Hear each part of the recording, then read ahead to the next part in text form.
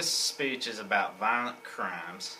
America leads the world in riches and power, but it is also at the top of the development world in criminal activity and rates of improvement. In a world that is always involved in brutal wars, mindless killing, terrorism, and even genocide,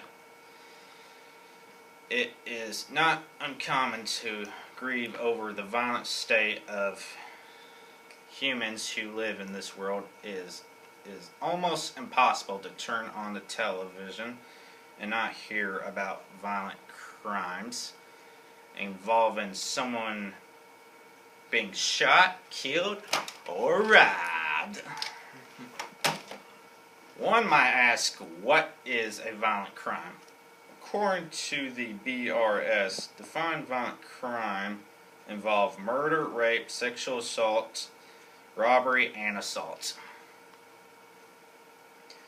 Violent crime is a significant issue that will consider the offenders who commit violent crimes, the effects of violent crimes on victims, and criminal justice causes. I've conducted research on violent crimes, and I would like to share some of my findings with you. First, we will discuss the offenders who commit violent crimes. Juveniles start offending before age 12 and more likely to continue offending into early adulthood. Researchers and the public alike have both debated what causes someone to commit violent crimes.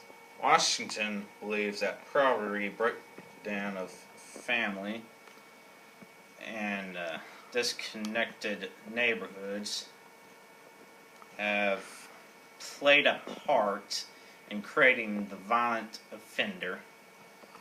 Without understanding of the root causes of criminal behavior, how are formed, members of Congress and state legislatures cannot understand why whole sections of society, particularly in urban areas, are being torn apart by crime.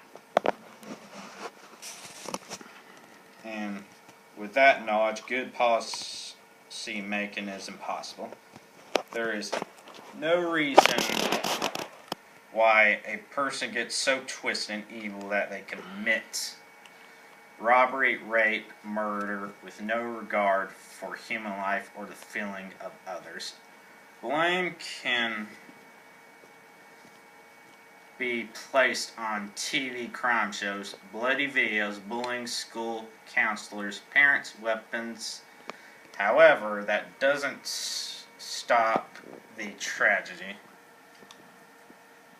Next, we will discuss the impact of violent crime on the victims. A victim's emotional response to a crime may be determined by a number of factors: the victim-offender relationship, the type of injury inflicted on the victim, what type of weapon was used, as well as the age, gender, and income of the person victimized. Victims experience severe distress, pain, drama, nightmares, fear, financial loss, and trouble trusting others. Violent crime puts people in danger, changing lives, destroying families, and paralyzing neighborhoods. Finally, our nation has a 5% of the world's population and 25% of the world's prison population.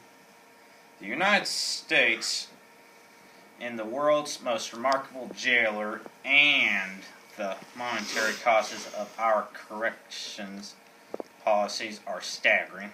A reduction by one-half expenditures by $16.9 billion per year and return the U.S. to about the same incarceration rate we had in 1993, which is already high by history standards.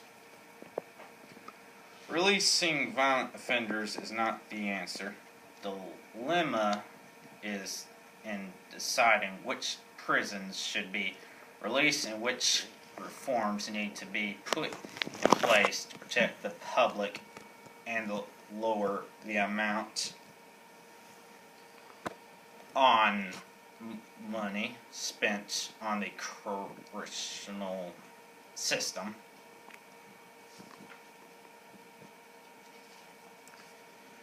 The public's concern for the rising cost of housing prisoners does not extend itself to violent offenders.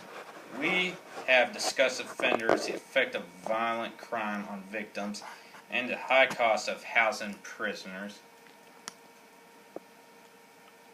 Not only is crime more prevalent, it appears that criminals are becoming more brutal than ever before. Desperate people will do desperate things. Violent crime cannot be ignored and set aside as someone else's problem. Violence affects us all, and we have a responsibility to end it. There is no American who has not been touched in some way by violence.